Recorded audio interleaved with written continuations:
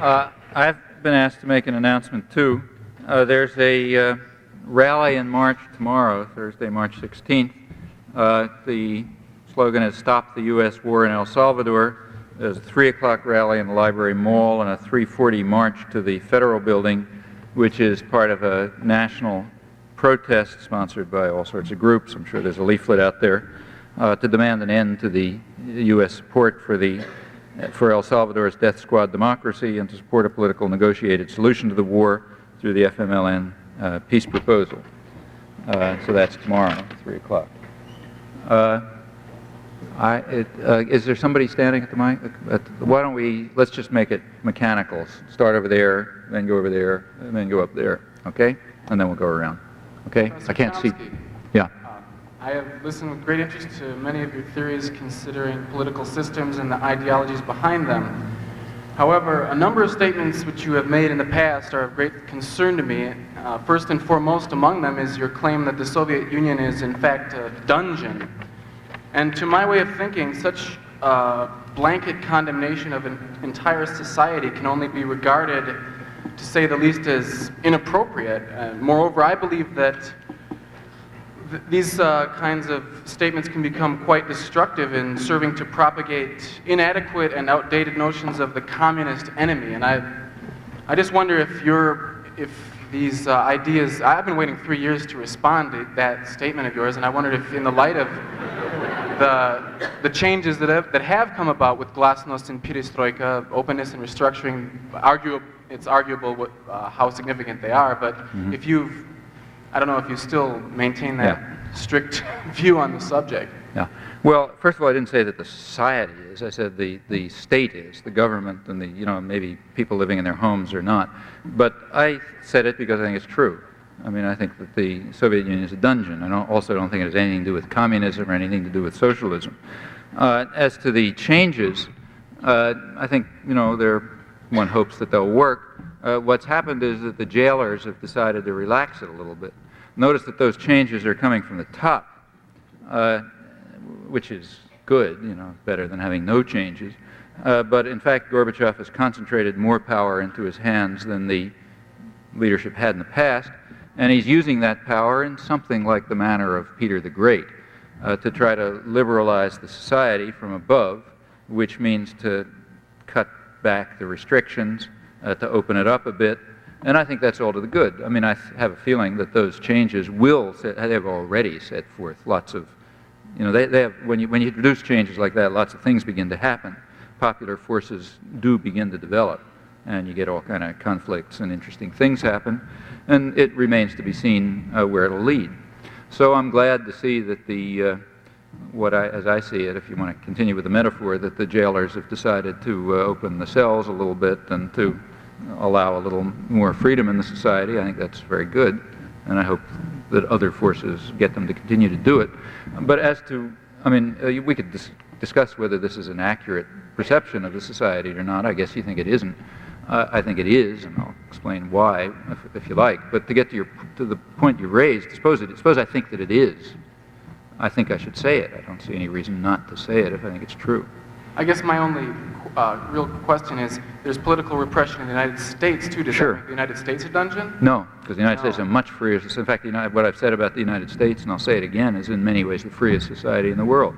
Sure, there's repression here, but it's also, by comparative standards, a very free society. In fact, I think that's one of the reasons it has such sophisticated thought control, as I tried to explain. The capacity of the state to coerce in the United States is relatively limited.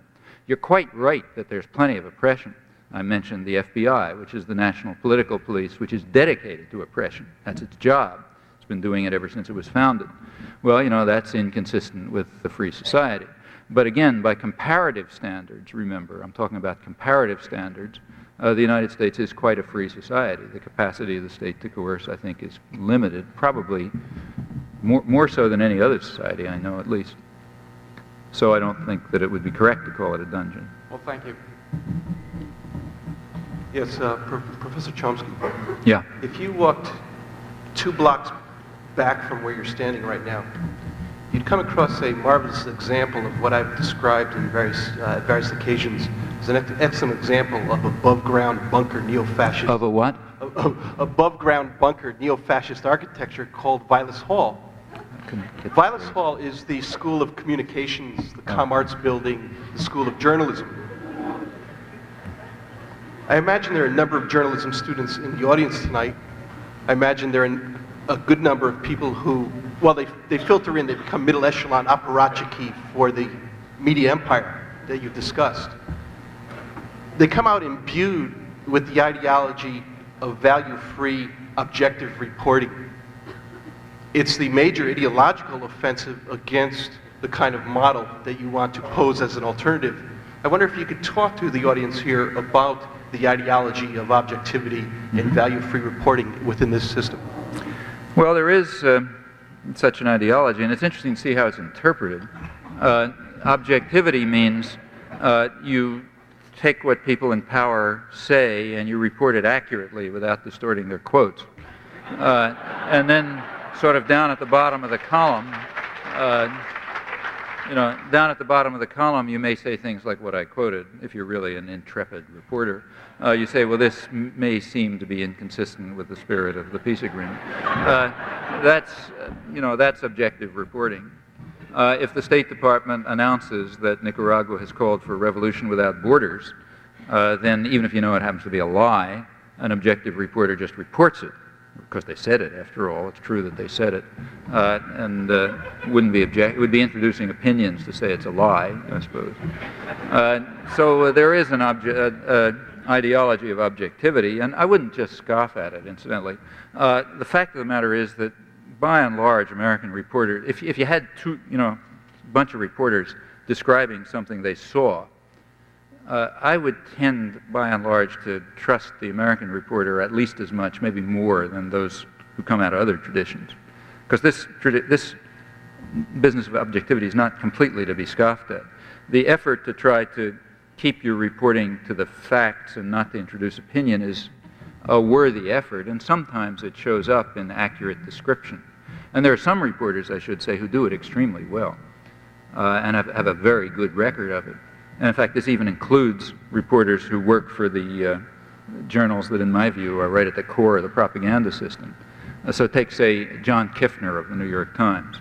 I think you can tell when the New York Times editors want some story to be reported accurately for their own purposes. That's when they send John Kiffner to report it, because he's going to report it accurately. And when they don't want it reported accurately anymore, they take him off and put him back at the Metro desk. That's one test as to what the editors have in mind. And there are times when they want stories reported accurately, and there are some journalists who really do it. On the other hand, when they send Tom Friedman out, their current chief diplomatic correspondent, you know what they want is propaganda. You want somebody who's going to say, as he just said after he was advanced to this august post, that the United States is now, sort of under the Bush administration, planning to support the Central American Peace Accords, which were introduced and proposed and advanced by Costa Rica, Guatemala, Honduras, and El Salvador. The mission there, but that's part of the game. That's what happens when you send Thomas Friedman to report a story. And I presume that the editors understand these things. That's, incidentally, I presume, why Thomas Friedman is chief diplomatic correspondent and John Kiffner isn't, but you'd have to ask the editors about that. So to get back to your point, the objectivity, it's a good thing. It's a good value to be objective in reporting. And the people who do it honestly do very good journalism. But as you're implying, that ideology can be used to be a distorting mechanism, and quite commonly is. Is George Bush's hands-off policy just a cover, and all the action of the executive branch will be handled covertly? Or is it an opportunity for the legislative branch and the American people to take back the reins of power? Oh, I don't. First of all, what makes you think George Bush has a hands-off policy? That's how it's reported. That's what I... Yeah, okay, that but... perception right, of a hands-off but policy. that's not very good evidence. I mean, the reception of it. In fact, the fact of the matter is Ronald Reagan had a hands-off policy. In fact, Ronald Reagan probably didn't even know what the policies were. It's an interesting fact about the last 8 years, which again should not be laughed at. The fact of the matter is, the media had to put on a big pretense about this, but everybody knew, everybody with their eyes open knew, and most of the population knew, that for the last 8 years the country hasn't had a chief executive. Now that's an important fact. In fact, I think that's a step forward in manufacture of consent. And in fact, it's maybe a sign of the future of political democracy. I think the United States made a leap into the future in the last 8 years. They've sort of retracted a little, but I think they'll go on, and I think other industrial democracies will follow us. If you could get to the point where voting is simply a matter of selecting purely symbolic figures, then you would have gone a long way towards marginalizing the public. And that pretty well happened in the last 8 years. You had somebody who probably didn't know what the policies were. His job was to read the lines written for him by the rich folk, what he's been doing for the last 30 or 40 years. And he seems to enjoy it, and he gets well paid for it, and everybody seems happy. But to vote for Ronald Reagan is like voting for the Queen of England. That's an advance. I don't really mean this as a joke. I think that's an advance, it's progress in marginalizing the public. Part of marginalizing the public is taking the formal mechanisms of participation which exist and ensuring that they don't lead to a crisis of democracy by being substantive. And what better method can you think of than simply reducing them to the selection of symbolic figures? I think that happened. I think the press has covered it, though they doubtless know it. But as for George Bush, I think you got to return to a sort of more normal situation. I don't have any reason to believe that there's any hands-off policy. If there will be the same kind of resort to covered activities that there's been in the past. When does the government resort to covered activities? Well, typically when the domestic enemy doesn't allow it to carry out the activities in public. That's when a government resorts to clandestine activities. Clandestine activities are difficult, complex, expensive. They carry the danger of being exposed. It's much easier and more efficient to carry out violent activities overtly. And a government, typically our government in particular, when it resorts to clandestine activities, it's usually because it's afraid of the public. Those activities are not much of a secret from anybody else. They're certainly not a secret from the victims. They're not a secret from from the various mercenary states that we have involved in it, like the whole stuff in the Iran-Contra hearings.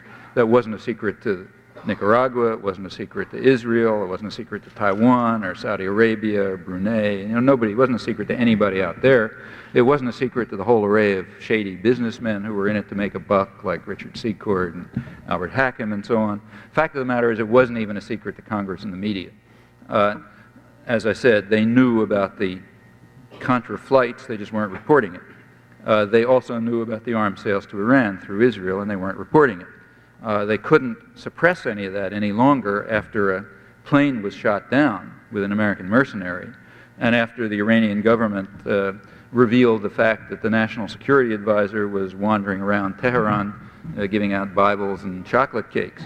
At that point, you couldn't suppress it any longer, so it became public, and then comes a cover-up operation. But the point is, it wasn't really secret to anybody much, and I think you can easily document that. I mean, I was, for example, writing about it from public sources throughout this whole period. But the point is, you could keep it secret from the public. It was a low enough level so you could keep it secret from the public, and that means the domestic enemy didn't get too outraged over it. Remember that you've got to control enemy territory, and that's what covert operations are for. If the government happens to be committed to activities, to violent or terroristic or subversive or other activities that the domestic public, the domestic enemy, will not tolerate, it'll move to covert actions. That's what they're for, and there's no reason to believe that the Bush administration will be any different from others in this respect. Especially, in fact, less reason. After all, what's Bush's background?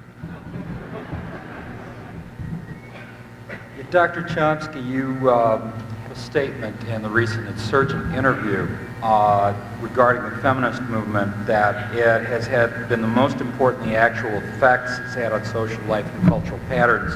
If you're quoted accurately, it's been a lasting and important movement with an impact on everything.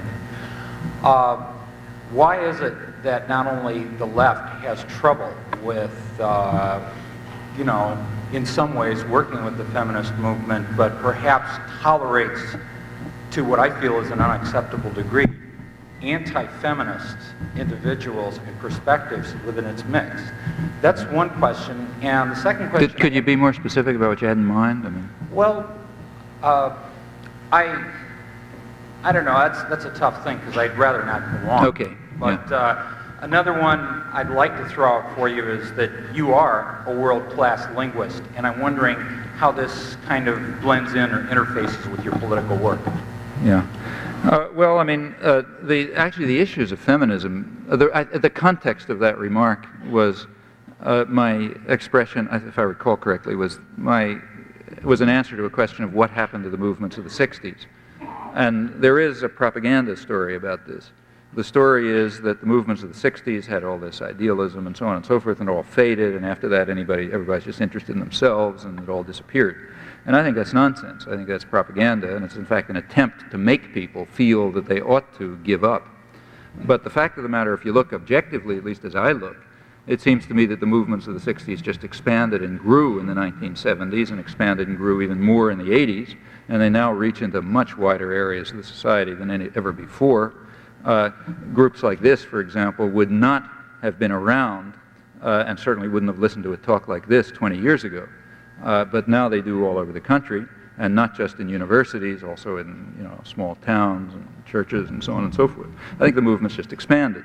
That's why the Reagan administration was forced into clandestine activities, in fact. Enemy territory was out of control.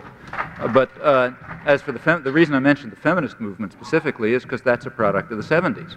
And in my view, as you quoted, it's accurate. I think in terms of its overall impact, it's probably the one that had the greatest impact on cultural patterns and relations and structures of authority and so on and so forth of any of them, and that's the 70s and the 80s. Now, to get back to your point about the left, a large part of the origins of the contemporary feminist movement were in the left, and they were in reaction to the sexism inside the left.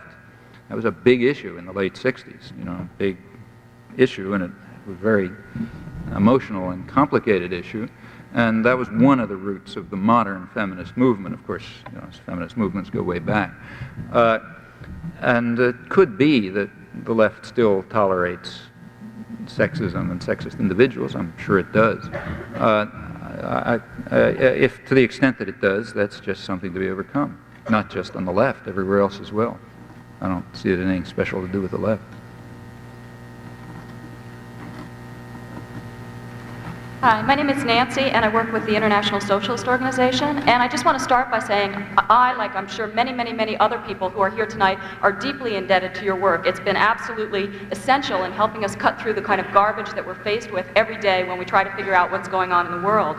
But I think there's also, if I can continue, I think there is also a problem in the analysis that I've seen in your works and that you presented tonight, in the sense that I think we can tend to lose the forest for the trees, that you present so many, astonishing details about what is wrong with the system and about what is wrong with the media, that we can tend to lose sight of what I think the really key question is, which is why is this control necessary in the first place? And I would submit at least that I think it's because there's I got a minute and a half, I swear to God it's no longer.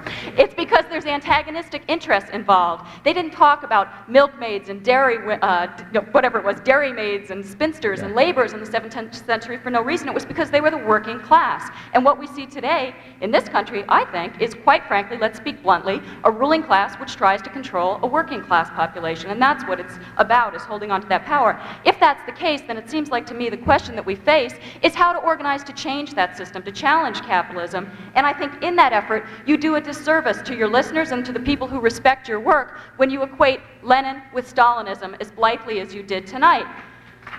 I say that, and I think it's also important to point out that that is an unquestioned assumption and also an easy applause getter we saw that you share with the mainstream media. And I think if it were actually that simple, the horrific kinds of measures that even bourgeois historians describe as a counter-revolution under Stalin would not have been necessary if they were all the same to begin with. Now, in short, to sum up, the situation that you have outlined tonight, I think, is extremely serious, and I think it's important that we all take it seriously. What we're talking about is literally the fate of millions of lives around the world, particularly in the international politics that you described. That being the case, then I think we need a full and a serious and a fair discussion of various different alternatives, not just talking about the horrors of capitalism, but actually how to change it to end this stuff once and for all. Well, I think you made it, yeah.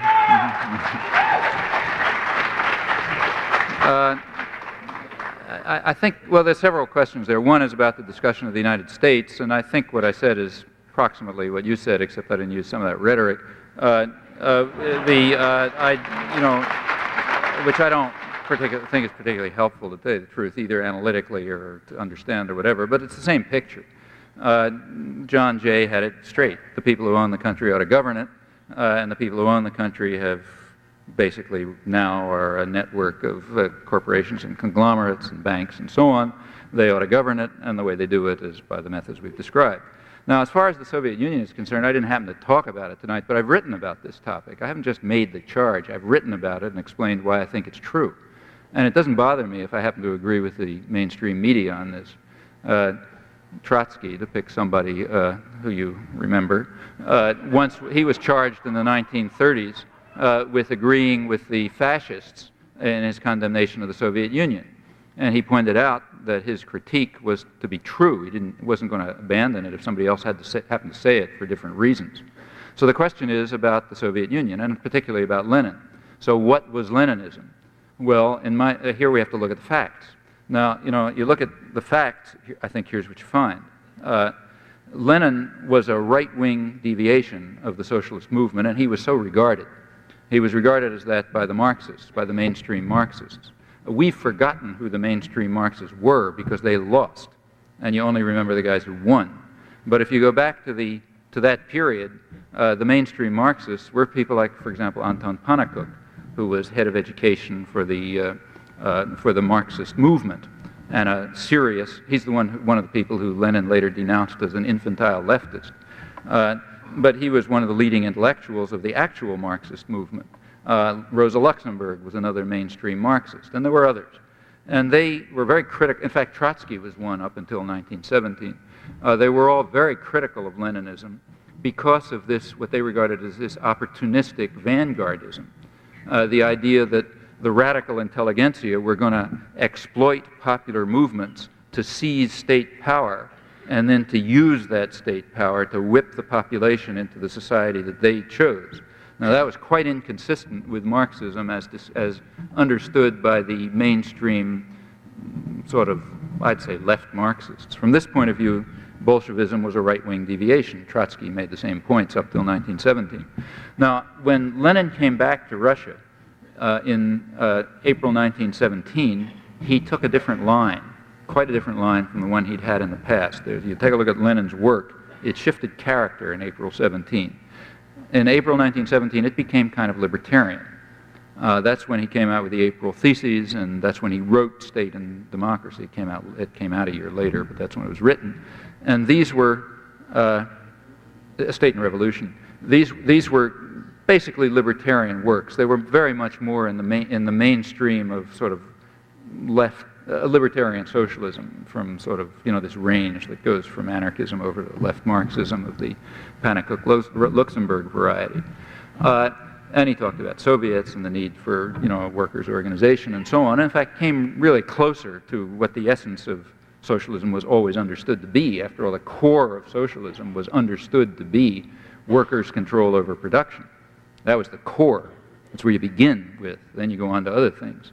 But the beginning is control by the workers over production. That's where it begins. Then Lenin took power in October 1917 in what's called a revolution, but in my view ought to be called a coup. And things followed that coup, or revolution if you want to call it that. One of the things that followed it was the immediate moves to destroy the Soviets and the factory councils. Those were some of the first moves of Lenin and Trotsky after Trotsky joined at that point, after they took state power. In fact, if you look at what Lenin wrote after that period, or did, you'll find it's a reversion to the earlier position.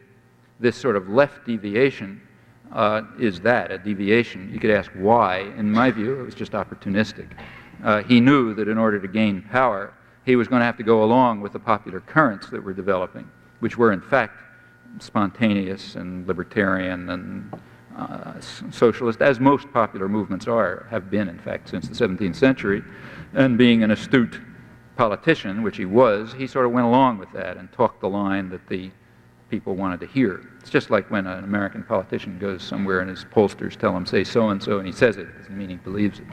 And I think Lenin was doing the same thing without polls. In any event, whatever your interpretation is, when he took power, he reverted to the former vanguardism and moved at once to eliminate the organs of workers' control. Now that meant he was moving to destroy socialism, if socialism has as its core workers' control over production. The Soviets and the factory councils were instruments of workers' control.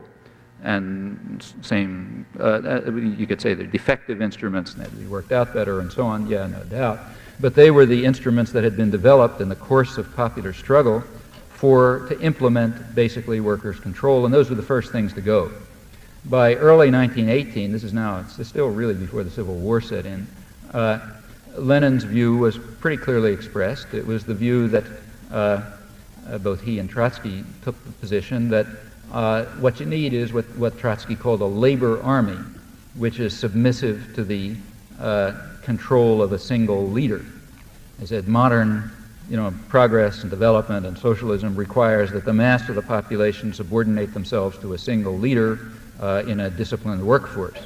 Well, that has absolutely nothing to do with socialism. In fact, it's the exact opposite of it, and was criticized for that by in a spirit of some solidarity, because the revolutionary forces were still operative. He was criticized for that by people like Rosa Luxemburg and by Pannekoek and Gorter and the other mainstream sort of left Marxists, and I think they were right. It seems to me that, and then it just goes on from there. I mean, Lenin reconstructed the czarist systems of oppression often more efficiently, Cheka, KGB, and other techniques of control and oppression. I think from that point on, there was nothing remotely like socialism in the Soviet Union. I think it was, in fact, in my view, it was a precursor of later forms of totalitarianism. Now, you could, that's what I think happened, and I think that's what you discover if you look at the facts. Now, why is it called socialism? Well, I think that's complicated, and we should look at it. The Soviet Union calls it socialism, and after they took control they did take control pretty soon of most of the international socialist movement, because primarily of the prestige of having created something sort of socialism. Incidentally, just a side remark, Lenin remained, despite it all, a sort of an orthodox Marxist in many respects. And as an orthodox Marxist, he didn't believe that it was possible to have socialism in the Soviet Union. This was supposed to be up to his death, or shortly before his death, when he was still writing, speaking lucidly. He kept the view that the Soviet revolution was a holding action. They would just kind of hold things in place until the real revolution took place in Germany, because the revolution, according to Marxist doctrine, was going to take place in the most advanced sector of modern industrial capitalism, for all the reasons that you read about in Marx. That's where the revolution had to take place. Obviously, that wasn't the Soviet Union, so there couldn't be socialism there. It was just some kind of holding action. And that presumably gave some sort of justification for eliminating the socialist institutions. I don't think it's a real justification, but probably that was the internal justification. And again, in taking that view, he was in accord with the mainstream Marxist tradition. Well, after that comes the view that all of this is socialism. And why should the communist parties take that view? I think the reason is because they wanted to exploit the moral force of socialism, which was quite real. It's kind of hard to remember that today, but at that time it was very real. This was regarded as a progressive moral force, and by associating their own destruction of socialism with the aura of socialism, they hoped to gain credit in the working classes and other progressive sectors. Now, the West also identified that with socialism, and they did it for the opposite reason. They wanted to associate socialism with the brutality of the Russian state that undermined socialism. So what you had is that the two major world propaganda agencies for their own and quite different reasons, were claiming that this is socialism, that this destruction of socialism is socialism. And it's very hard to break out of the control of the world's two major propaganda agencies when they agree. They agreed for different reasons, but they basically agreed, and that then became doctrine and dogma. Well, I think people should ask whether that's true. Take a look back and see whether the moves that Lenin took and that Trotsky supported him in taking and that they both advocated had anything to do with socialism as it was understood by, say, in the Marxist tradition or in the left libertarian tradition. And I think the answer that you'll discover when you look at that is that they didn't. In fact, this was a destruction of socialist institutions. Well, you know, this may be true or it may be false, but if it's true, and I think the evidence pretty strongly supports it, then I don't see any reason why we shouldn't express that fact. And I certainly don't think that we should be deterred in expressing this fact if other people who's, you know, fascists or whatever, happen to condemn the Soviet Union, just for the same reasons that Trotsky mentioned in the 1930s.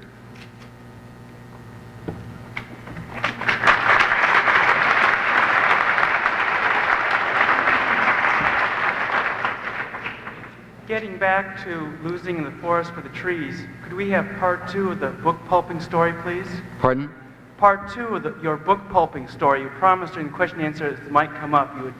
You said you had some further... Oh, the aftermath of that pulping incident. Yeah. Is that what you meant? Yes. Yeah. Well, that's kind of a little more subtle and complex, which is why I didn't talk about it. But here's what actually happened. The book was later decided to rewrite and update it, and we did, and it came out from South End Press, which was then in existence, a small radical press run by cooperative, run by a couple of young people, and it was published as The Political Economy of Human Rights, a 2-volume book that came out in 1979.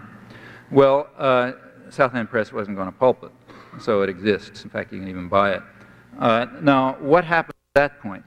You can't pulp the book any longer, so how do you react to it?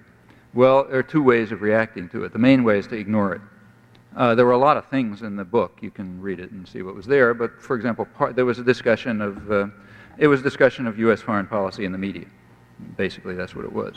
And extensive case studies of both topics and so on and so forth. Mostly it was ignored, as you'd predict. But it wasn't entirely ignored. There was one exception, and a very interesting exception. Let me give you the background. It explains some of the more subtle ways in which the system works. In this, one of the things we did in this, in order to put the propaganda model to a test, we didn't call it the propaganda model then, it's the same thing. In order to put it to a test, we tried to compare sort of paired historical incidents, kind of like I was doing in connection with the freedom of press issue. I mean, history doesn't create exact controlled experiments, but there are enough cases that are similar enough so you can test how the media are going to deal with them. And we looked for such cases. We looked for atrocities. And we divided the atrocities we looked at into 3 categories. What we called constructive bloodbaths, meaning ones that are good for U.S. power and the corporate class, so they're constructive. Benign bloodbaths, one where U.S. power and privilege doesn't care very much one way or another, it's sort of irrelevant. And nefarious bloodbaths. Those are the ones carried out by official enemies. So we had various types of benign, constructive, and nefarious bloodbaths. And we gave quite a number of examples of these. Well, our prediction was that the media would welcome the constructive bloodbaths, that they would ignore the benign bloodbaths, and that they would become outraged over the nefarious bloodbaths. And in fact, in the case of the nefarious bloodbaths, they would invent all sorts of fantasies and so on and so forth to make them look even worse than they were. That was the prediction. And we gave a bunch of cases, and we showed that, I think, we tried to show, and I think did show, that the predictions were correct. Now, there's actually another prediction that comes out of that model, which we didn't make, but it's implicit if you think about it. And that has to do with the way that this exposure will be responded to. What you'd predict, if you think it through, is that our discussion of the constructive bloodbaths would be ignored, because to reveal the fact that the media welcomed huge bloodbaths, as they did, would not be very conducive to the interests of power or to the media. It would also expose the fraud about the the apparent anger over nefarious bloodbaths. So you'd expect the constructive bloodbaths to be ignored. As far as the benign bloodbaths are concerned, you might expect an occasional statement, since it's, the fact that the media ignored the benign bloodbaths doesn't show such terrible things. It doesn't, at least they didn't applaud them. And as long as you can exclude the role of the United States in being involved in them, not terrible, maybe a few odd comments. With regard to the nefarious bloodbaths, what you'd expect is fury and venom over the fact that the media, that the fabrications over bloodbaths of the enemy were exposed as a fraud. And that's important, and that can be used. It can be used, in fact, to defame the critics. See, if you show that people are lying about the crimes of official enemies, you can easily distort that into a defense of those crimes, right? Like, okay, now what happened? Well, let me take two cases, which were very close. Two cases that we discussed were the slaughter in Timor from 1975 to 1979, and the slaughter in Cambodia in the same years, 1975 to 79. We compared those two cases. The one in Timor we called a benign bloodbath. The United States didn't care much one way or the other. So hundreds of thousands of Timorese get killed. It's not very interesting. The case in Cambodia was, of course, a nefarious bloodbath. That was the bad guys doing it. And we gave a very detailed account of what evidence was available about these two. They're in the same area of the world, the same years, the same time frame. The evidence available was comparable. The slaughters were apparently comparable in scale. The one in Timor was considerably greater relative to the population, but probably roughly comparable in scale. The difference was that in Cambodia it was carried out by the enemy, Pol Pot, whereas in Timor it was carried out by a friend, Indonesia. And furthermore, it was carried out by Indonesia with American arms, which were provided by the Carter administration, which were the arms flow was expanded by the Carter administration as the atrocities increased. Well, how did the media deal with this first? Fact number one, we went through this in detail. The media dealt with the Timor bloodbaths by suppressing them. There was considerable coverage of Timor, believe it or not, in 1974 and 75. This was all in the context of the breakup of the Portuguese Empire. As Indonesia attacked Timor and the massacre started with U.S. support, coverage began to drop. When the massacre hit its peak in 1978, and it was really approaching genocide with increasing U.S. support, coverage dropped to zero, literally zero. That's the way they dealt with the Timor massacre. What about the Cambodia massacre? Well, within weeks after the Khmer Rouge took power, they were already being accused of genocide by the New York Times. About a year later, they were being accused of carrying out auto-genocide and of having murdered 2 million people. In fact, even of having boasted of having murdered 2 million people. That became the conventional line. There then came a huge outcry ranging from the Reader's Digest and TV Guide over to the New York Review of Books, and including just about everything in between. Vast outcry of outrage over the communist monsters who were carrying out this horrifying bloodbath and so on and so forth. Interestingly, in all of there was a tremendous amount of fabrication, just plain fabrication of evidence. For example, I'll just give you one example. Take this 2 million boast of 2 million killed. You know, that's what everybody's heard. You ask people, how many people had Pol Pot killed by, say, 1977? They'll say 2 million. Here's where it comes from. There was a book published by a French priest, François Panchaud is his name, who's from Cambodia. He wasn't there then, but he knew about Cambodia. He published a book in French. The book was, of course, not available in English. It was in French. It was reviewed by a French journalist named Jean Lacouture. It was reviewed in France. That review was immediately picked up and translated in the United States. It appeared in the New York Review of Books. That's the fastest translation of a review of a French book that's ever appeared. In the review, Lacouture said this. He said, according to Panchaud, the Khmer Rouge boast of having murdered 2 million people, auto-genocide, horrifying, and so on. He gave a whole bunch of quotes from the book about the horrifying things the Khmer Rouge said, and so on and so forth. That was immediately picked up by the rest of the media. It was all over the place, newspaper articles, oh my God, look what they're doing, and so on and so forth. Well, I was curious at the time, because that didn't hadn't seen the evidence about that, and I just wanted to know what was going on. So the book was unavailable, so I wrote to friends in France and asked them to send it to me. And I got the book, and I probably was the only person in the United States who had read it, although it was being quoted all over the place on the basis of this review. And I quickly discovered that the whole review was a total fraud.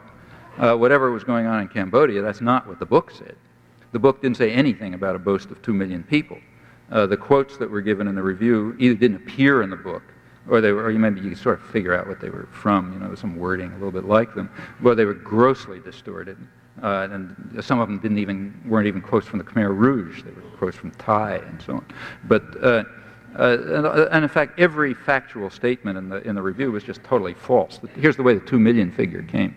Panchaud in the book says that about 800,000 people were killed in the American War, 70 to 75, meaning primarily by American bombing in the war that the United States ran from 70 to 75. That's 800,000 people. He then said that according to the American embassy in Bangkok, 1.2 million had died, not been killed, since the war was over. Well, Lacouture, during the review, just added those two numbers together, called them the Khmer Rouge killings, and then added the boast for good effect. Well, that's where that figure comes from. Anyhow, after I read the book, I wrote a letter to Lacouture, who I know, and I told him, look, I don't know what the facts are about Cambodia, but the relation between your review and the book is zilch. And I think you ought to correct it because your review is being quoted all over the place. Well, he actually published corrections in the New York Review. I said, yeah, I'd made a couple of mistakes. He said, well, maybe the number killed wasn't 2 million. Maybe it was just in the thousands, he said. A slight difference, a factor of 1,000 difference. But he said, it really doesn't matter, it's terrible anyway, and so on. Well, after his corrections appeared, they were dismissed, and people kept repeating the 2 million figure that he invented, almost half of which was attributed to the American War, notice. Well, that's one example, but it's just typical. If you read our chapter on this, you'll see a level of fabrication which, is mind-boggling. I mean, it's just mind-boggling. Now, this had nothing to do with the fact, of course, there was a massacre. In fact, as we pointed out, the massacre was probably comparable to the massacre in Cambodia, in Timor, which is a huge massacre. We also pointed out that of all the evidence available, there was one part that was being suppressed systematically by the American press, interestingly. That part was the information given by State Department intelligence. Now, the State Department Cambodia watchers, State Department intelligence, they were the only people with any evidence about what was going on in Cambodia. And they apparently had pretty good intelligence. They claimed to be able to even pick up radio transmissions and all sorts of stuff. And they were giving a totally different story. They said that what was going on, that there was, big slaughter, but they said it was in the tens or hundreds of thousands, and it was not mass genocide, but it was rather mostly harsh conditions and, brutality and so on. That was the position of the only people who knew anything. And that was systematically excluded. It was just the wrong picture. It wasn't bloody enough for the purposes. Well, we went through all of this stuff, the suppression of the Timor massacre, the vast amount of lying about the Cambodia massacres, and we gave that as an example of treatment of paired massacres, where they were both treated. Now, here's the one place where the book was not ignored. What we said about constructive bloodbaths, totally ignored. What we said about Timor, almost totally ignored. To the extent that it was mentioned, the U.S. role was excluded. What we said about Cambodia, however, that elicited a huge new outrage over the fact that we were defending Pol Pot. Well, we were defending Pol Pot by saying that he was carrying out a slaughter comparable to the major slaughter that the United States was backing in Indonesia, and pointing out that, in fact, that was the picture given by American intelligence, the only people who knew anything about it, and then talking about the way this was distorted in the interests of the propaganda system. But that didn't matter. What we were doing was challenging the right to lie in the service of the state, and that's a very important right to maintain. So therefore, the standard view is, and you can read this all over the place now, is that we, or usually it's me for some reason, I don't know why they decide it's me, but we were defending Pol Pot and, sort of apologists for Pol Pot. You take a look back and you'll see that we described it as a major massacre. We said a lot is uncertain, and then just described the facts as they were and compared them with the media fabrications. And you're not allowed to do that.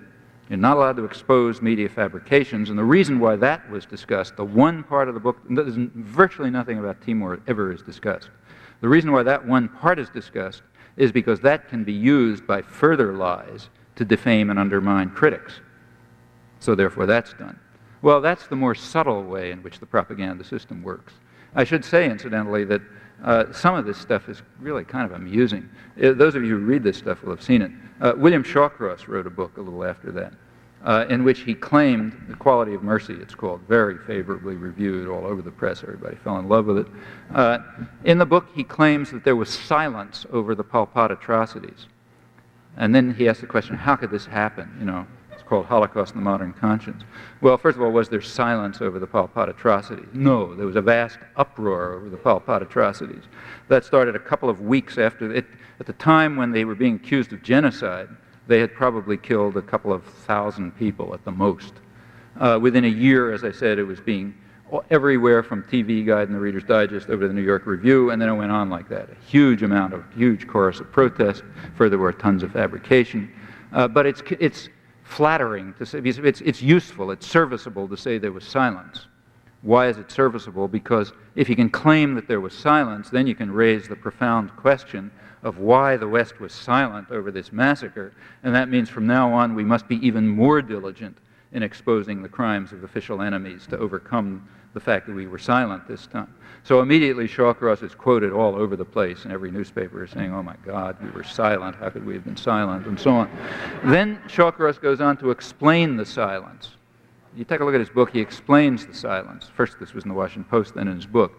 He says the reason for the silence, the primary reason for the silence, is the skepticism of the left, primarily me. So in other words, by my skepticism, I silenced all the Western media and governments. It's a lot of power. Furthermore, and remember what that skepticism was. It was a skepticism about documented lies. Furthermore, he cites an alleged statement in a footnote. He doesn't date it or identify the source. There's two good reasons for that. One is that the citation is fabricated.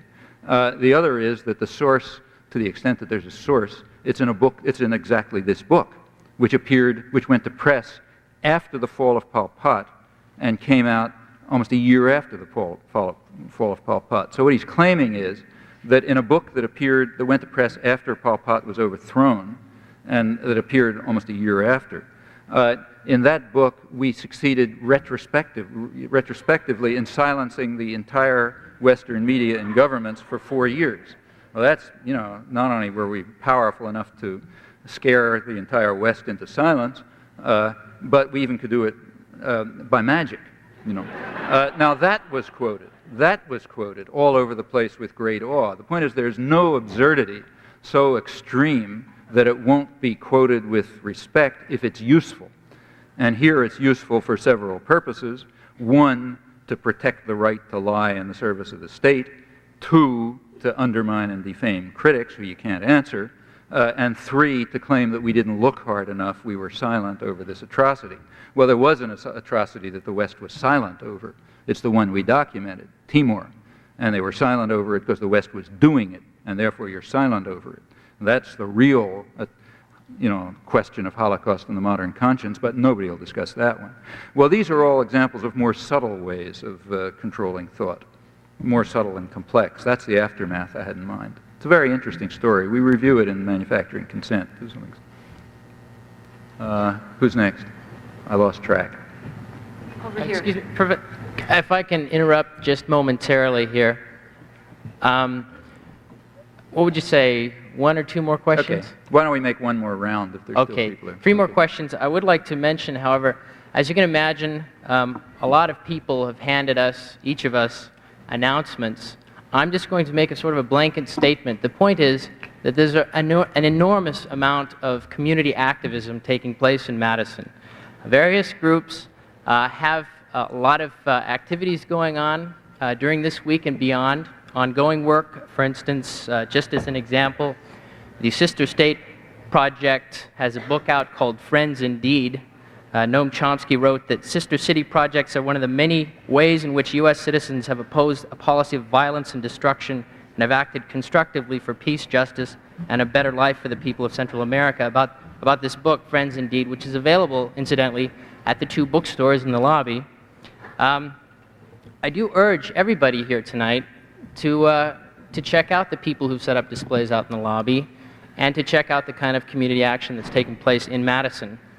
It is, in fact, contrary to a lot of moaning about the apathy of the student population and the community at large, a very active solidarity community here in Madison. So 3 more questions and then we'll wrap up. I think we're up to there. Where are we? Right here. There? Okay, there, and we'll... Hi, Go I'm ahead. Liz Chilson, and I'm the Executive Director of the Wisconsin Coordinating Council on Nicaragua.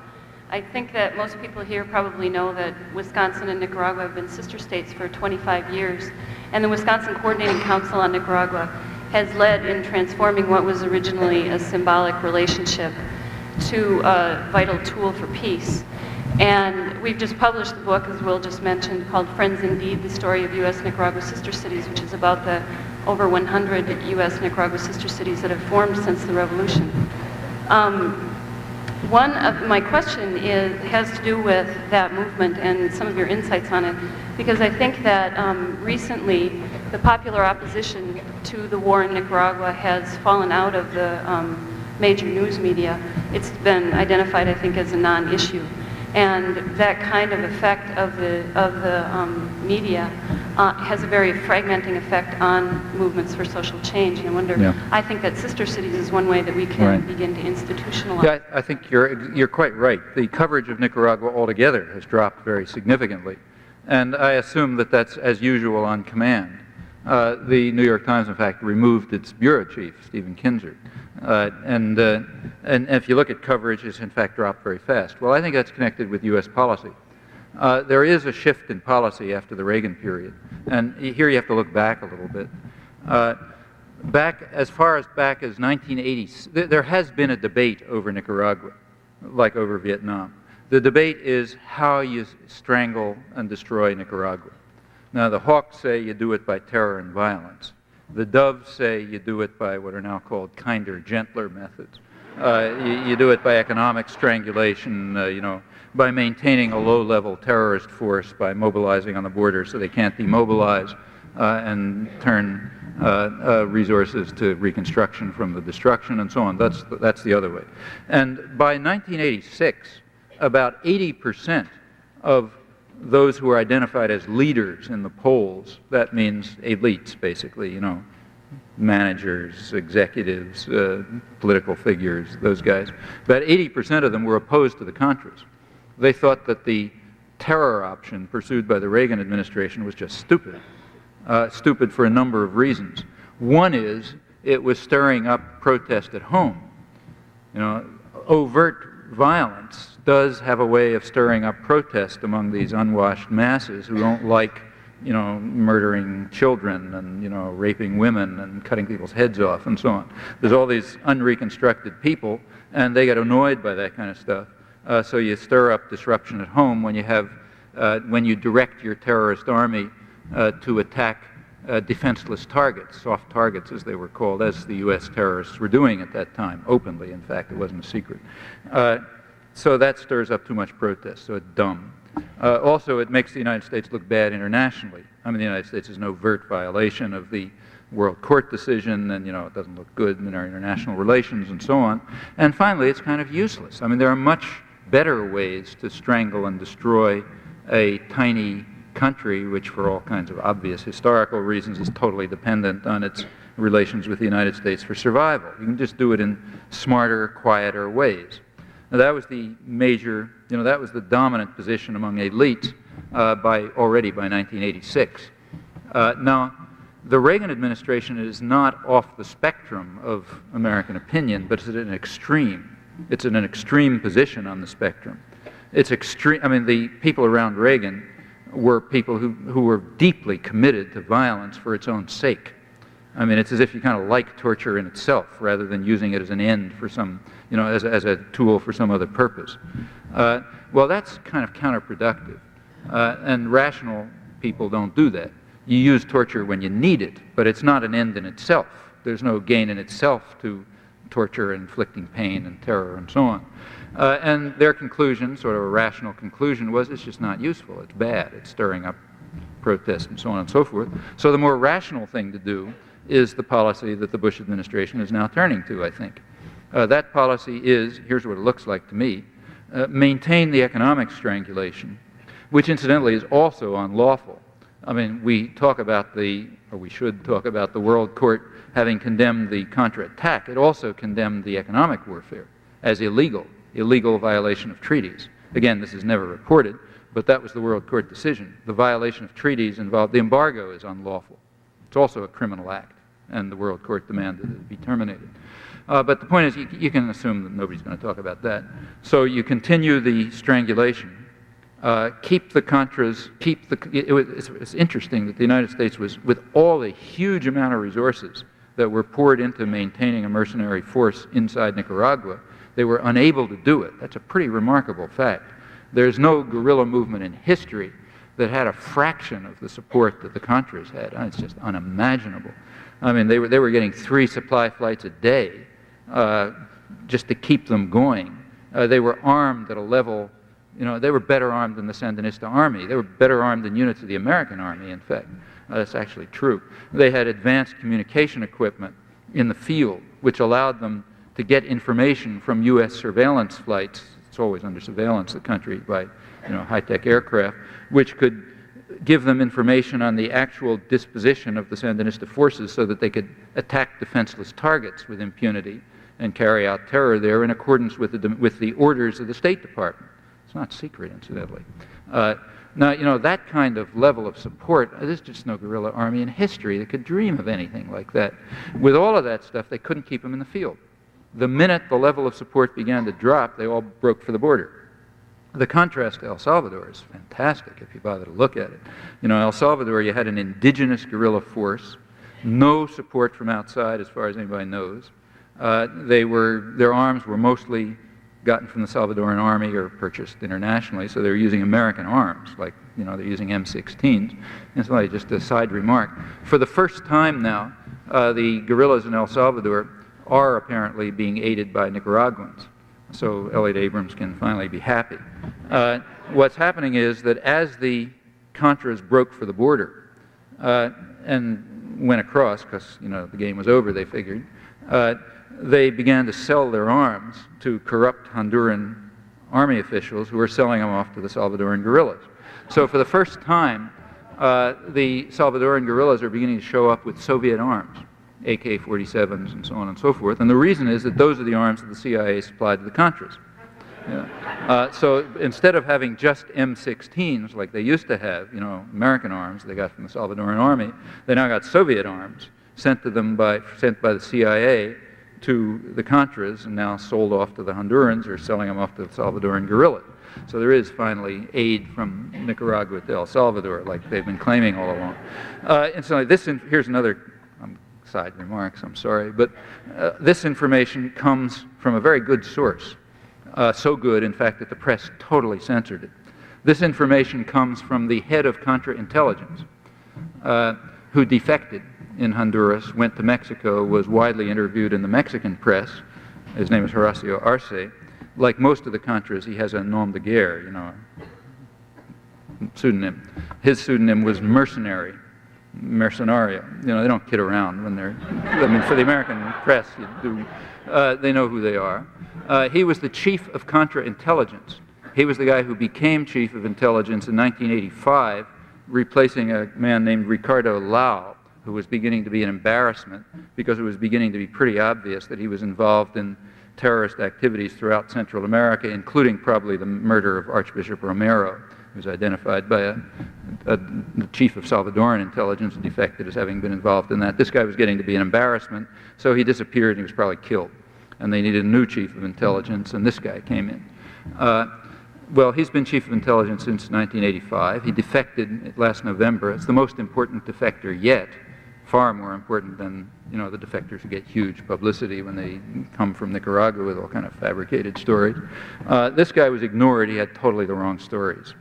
He was telling about how they were advised. They were directed. He told, for example, about how he was trained illegally in Elgin Air Force Base, some Florida or someplace like that, where he was flown in illegally, of course, trained in the United States by Green Berets and the 82nd Airborne and so on and so forth. He identified people in the American embassy by name in Honduras who were posing as aid officials but were actually working with the CIA and were giving tactical advice and support to the Contras. He mentioned their names. He described the way the Honduran army, the Honduran military, is directly involved in Contra military activities in Nicaragua, both by intelligence and participation and so on. He described how their task was to attack defenseless targets for the purpose of ensuring that Nicaragua cannot carry out social reform. He describes this, and all sorts of stuff, which is just useless. And he also describes what I just said, how the Contras, now that they've broken for the borders, are selling their arms to the Salvadoran guerrillas. Well, all of this stuff is news, and in fact important news, in fact, and from a very good source, so important that as far as I know there's no word about it in the American press. You might look and check and see. That was kind of a digression. So coming back, the Salvadoran guerrillas have had no support from outside as far as anybody knows. They're indigenous to the country. They're facing a military force which on paper at least is the most powerful in the region, much more powerful on paper than the army of Nicaragua, and they're somehow ineradicable. In contrast, the Contras, who involve all sorts of mercenaries, including Nicaraguans, Hondurans, who are bribed. Honduran peasants are bribed with big bribes by their standards, like $500. That's a couple of years' income to join. All sorts of things, huge amount of support, tremendously high level of military equipment and so on. They just can't keep them in the country. I mean, I think you could keep a guerrilla force in the United States with that kind of support. I'm not kidding. I think you could probably maintain a guerrilla force in the mountains of Kentucky with the kind of force with the support that was given to the Contras. They couldn't keep them there. There's a lesson in all of this. There's an obvious lesson in this comparison, so obvious that nobody in the press is ever going to draw it because it's the wrong lesson. You can figure it out, so I won't draw it. Well, all right, so back to the Bush administration plans. I assume that they can maintain a low-level terrorist force inside Nicaragua. It's inconceivable that they can't do that.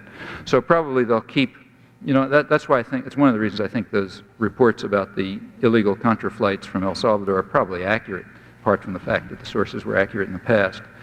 Presumably the Bush administration will keep some low level of support for mercenaries and terrorists inside Nicaragua. They assume that the level will be so low that the cooperative press will be silent about it, as they've been so far. And that's important because that means Nicaragua can't demobilize. And it's important to keep them mobilized. For one thing, because when you're mobilized, the society is repressive, just like the United States during World War II, which was virtually totalitarian. And if they're repressive, you can use that for propaganda. So you can get, the Neiman fellows to cry about repression and so on in the manner that I described. So you want to do that. You want to keep them repressive. You want to keep them mobilized. You want to make sure that they can't divert their extremely limited resources to reconstruction from this fantastic damage. Second thing the United States will try to do, if Congress and the press goes along, they will do, is maintain a Contra force on the Honduran border. That's what all this humanitarian aid nonsense is about. You want to maintain the force on the border in violation of everything, as I pointed out. And the reason, again, is you maintain a threat. As long as you maintain a military threat, you can ensure that the government won't demobilize. Okay? And that's important because we want them to suffer. But of course, that's less at a lower level than terror. The idea is precisely, here, get back to your point.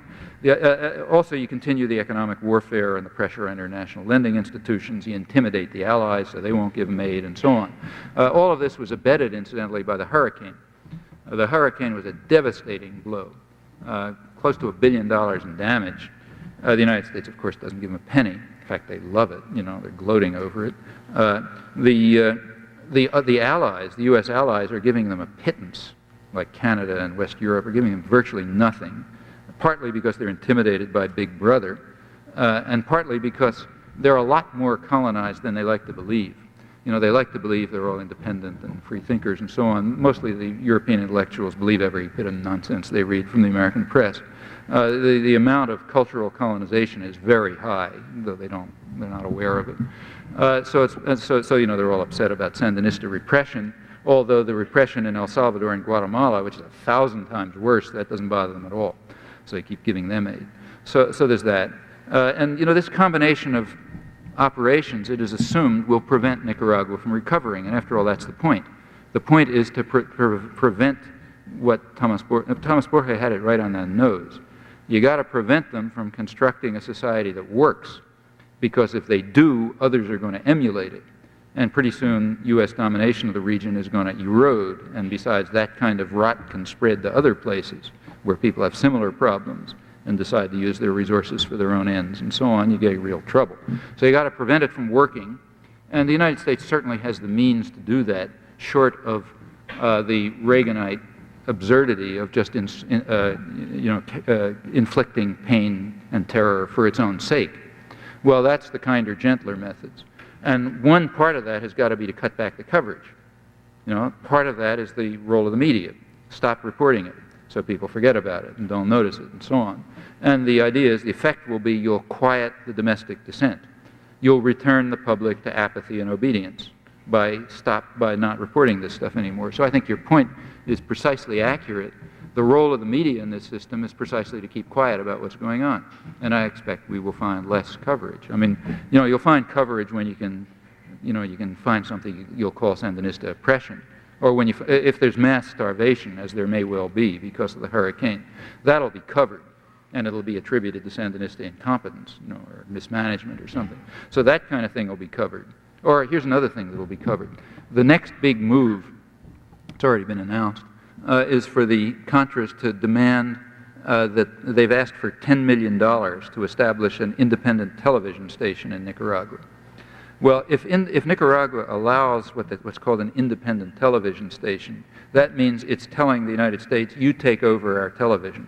There is no way in the world in which a small country can compete with the United States in television. I mean, that's just out of the question. You know, I mean, if Nicaragua continues to do what most countries do and have state television, then of course they can be denounced as totalitarians. Notice we don't denounce Israel as being totalitarian because it has only state television, but that's the usual dichotomy. So the idea is now we demand that Nicaragua have a television station run by the United States with a beginning capital of $10 million, which by Nicaraguan standards is you don't even know how to discuss it. It's off the wall. I mean, the United States already dominates the media in much of the country. Much of the media, the only thing you hear is U.S. radio from powerful radio transmitters in Honduras and Costa Rica, and even television. If the United States can put a television station right in Managua with all the resources the United States can pour into it, and they just, that's the propaganda agency for all of Nicaragua. So that's the next thing, and the media will be all excited about this, and that'll be the test of freedom. They're only free if they allow the total communication system to be run by the United States. Otherwise, they're totalitarians. That'll be the next line that comes along.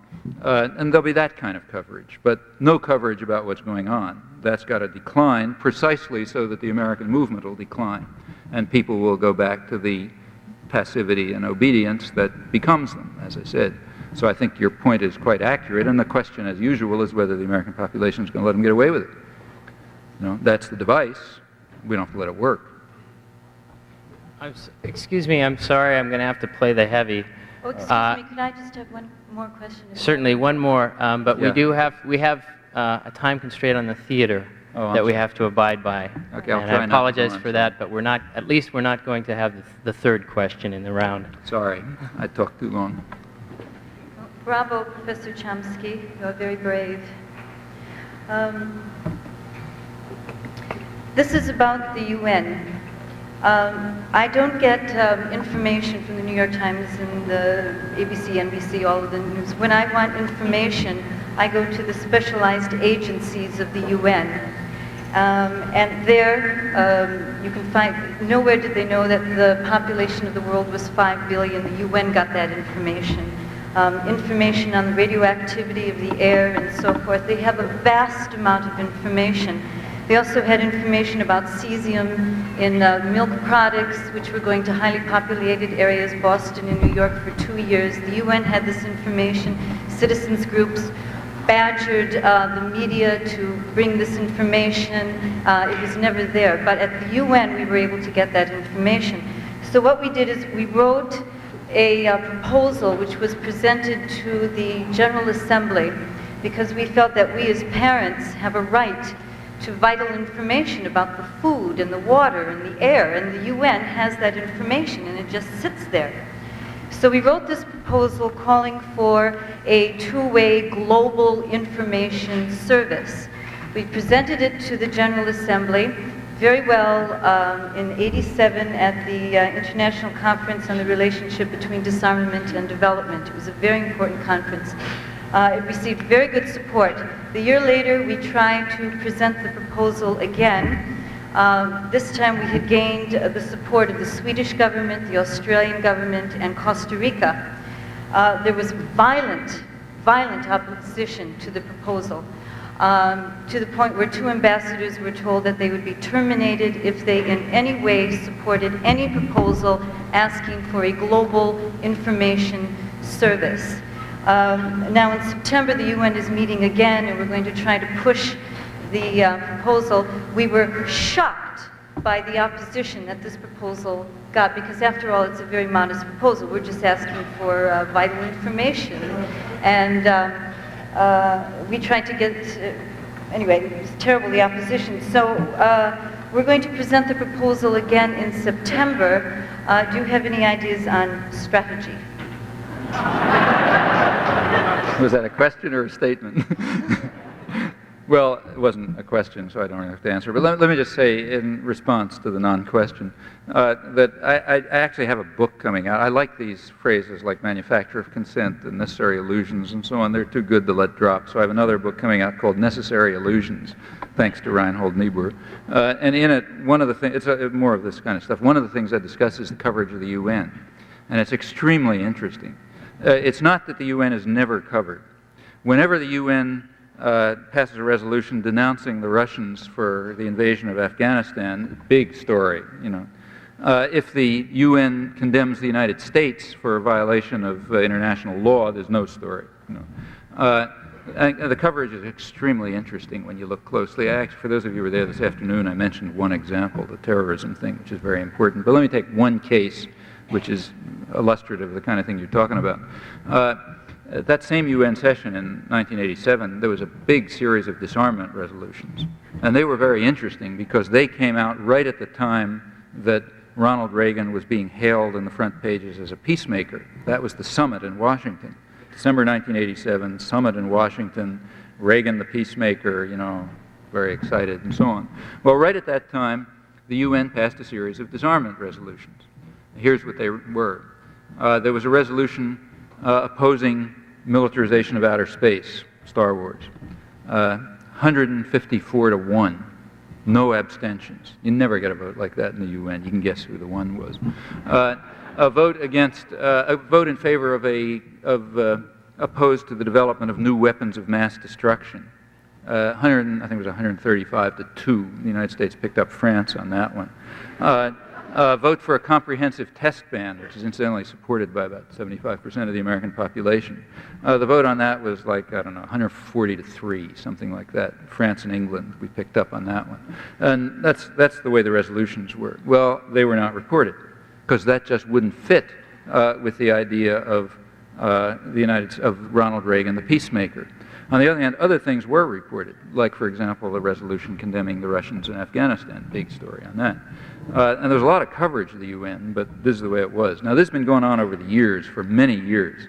You go back to the 1940s and the early 1950s, and the UN was everybody's darling. Tremendous coverage of the UN. It was marvelous. It was magnificent. And the reason was, that, or let's say, the correlation is, I assume the reason, that at that point the United States had an automatic majority in the UN. Anything the United States proposed, the UN voted. That just had to do with the relations of power at the time. The Russians were obnoxious. They kept vetoing things. And there were all, you take a look back at the discussion at that time, leading American scholars, anthropologists and so on, had all kind of deep theories about why the Russians are vetoing everything at the UN. I was a graduate student at the time, and we used to make fun of the 3 or 4 of us who sort of thought this was idiotic, made fun of this. One of the main proposals, which came from people like Margaret Mead and others, was that the reason the Russians were so negative and obnoxious at the UN was because they raised their children in swaddling clothes. And that makes them negative. And then when they get up at the UN, they just say no all the time. No. Diaperology is what we called it. Anyhow, that was the big, profound theory. Well, over the years, the thing has changed. By now, the United States is isolated at the UN. The United States vetoes everything. We veto way more resolutions than anybody else.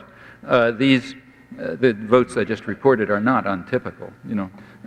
So what happened? Well, it turns out that the UN has lost its moral authority.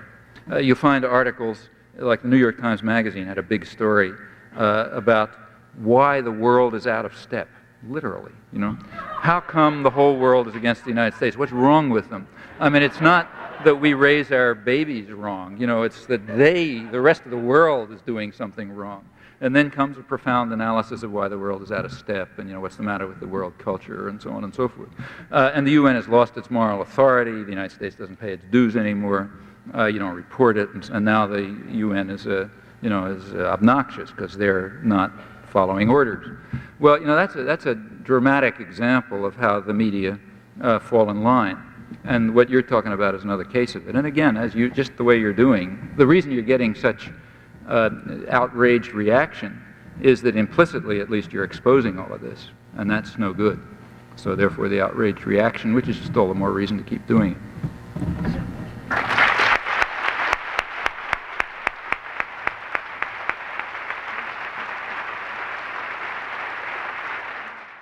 You've been listening to Part 2, the question and answer session of Noam Chomsky's lecture, Manufacturing Consent, The Political Economy of the Mass Media, presented at the Wisconsin Union Theater on the Madison campus of the University of Wisconsin on the evening of March 15, 1989.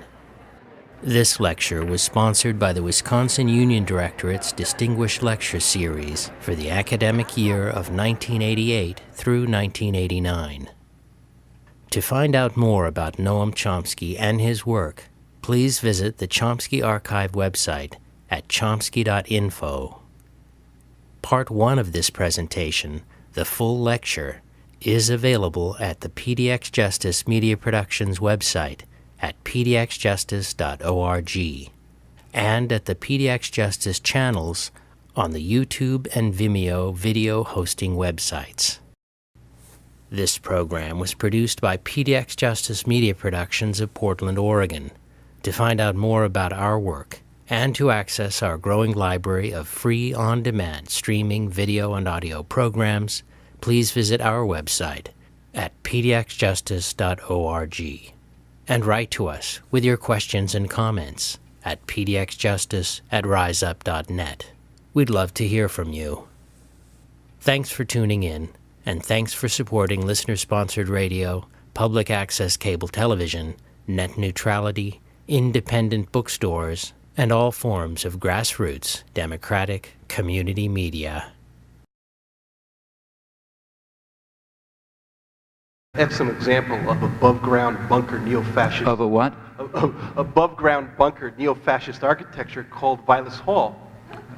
Vilas Hall is the School of Communications, the Com Arts building, the School of Journalism. I imagine there are a number of journalism students in the audience tonight.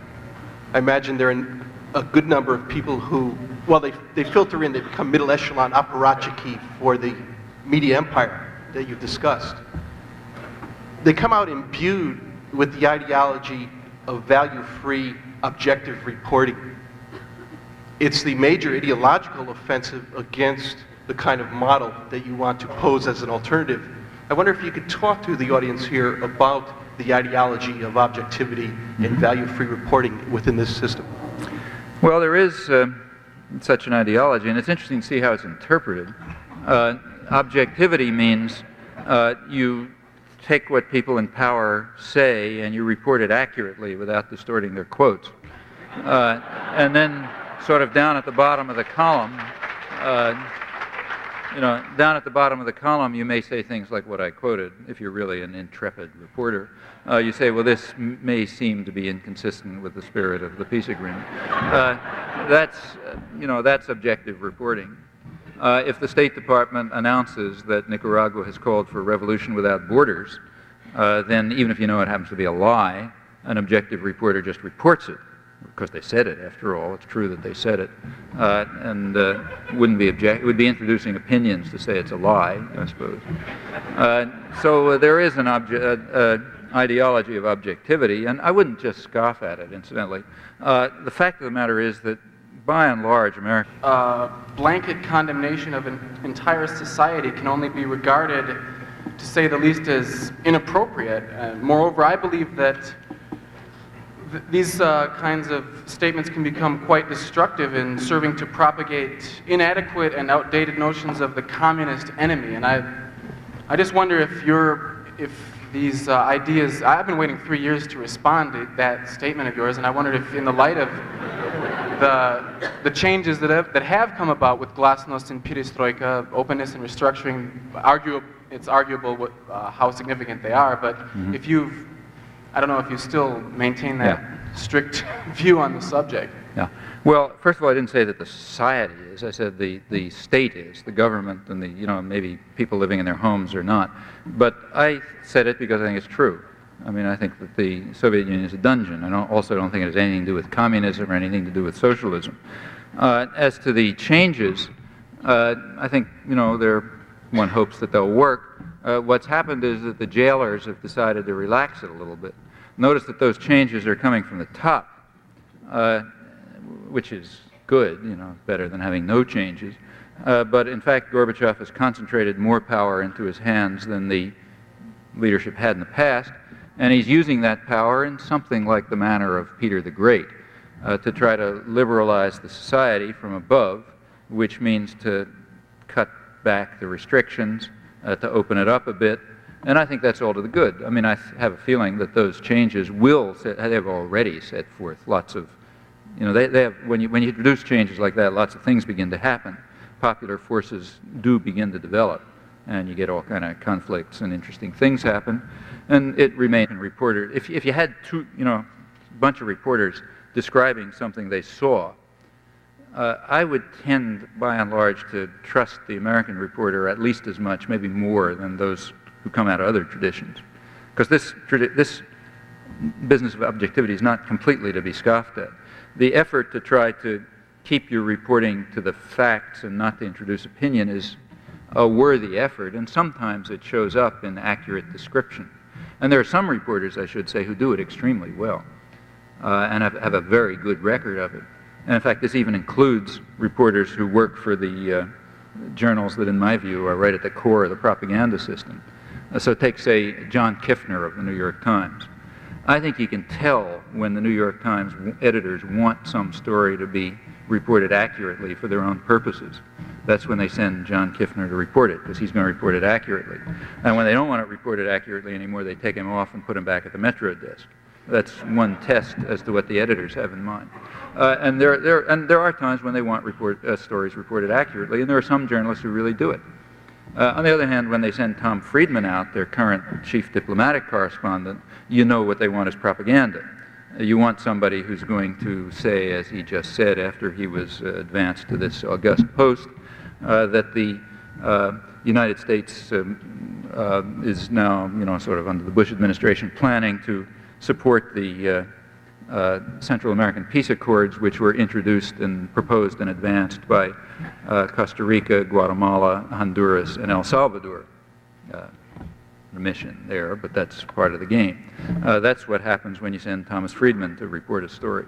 And I presume that the editors understand these things. That's, incidentally, I presume, is to be seen where it'll lead. So I'm glad to see that as I see it, if you want to continue with the metaphor, that the jailers have decided to open the cells a little bit and to allow a little more freedom in the society. I think that's very good, and I hope that other forces get them to continue to do it. But as to I mean, we could discuss whether this is an accurate perception of the society or not. I guess you think it isn't.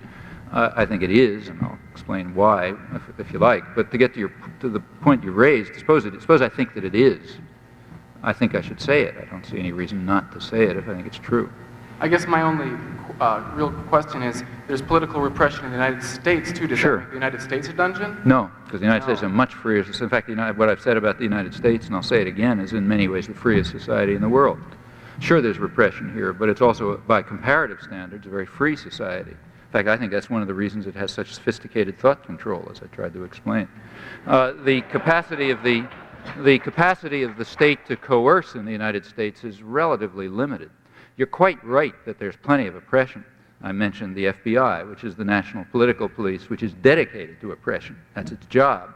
It's been doing it ever since it was founded. Well, you know, that's inconsistent with the free society. But again, by comparative standards, remember, I'm talking about comparative standards, the United States is quite a free society. The capacity of the state to coerce, I think, is limited, probably more so than any other society I know, at least. So I don't think that it would be correct to call it a dungeon. Well, thank you. Yes, Professor Chomsky. Yeah. If you walked 2 blocks back from where you're standing right now, you'd come across a marvelous example of what I've described in various occasions as an active.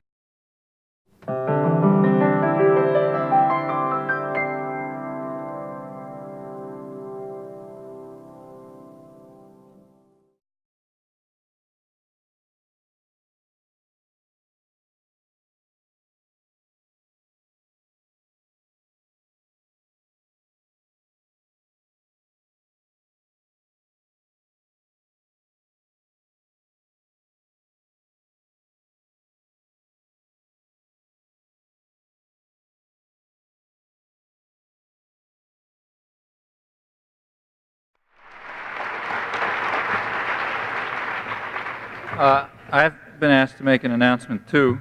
There's a rally in March tomorrow, Thursday, March 16th. The slogan is Stop the U.S. War in El Salvador.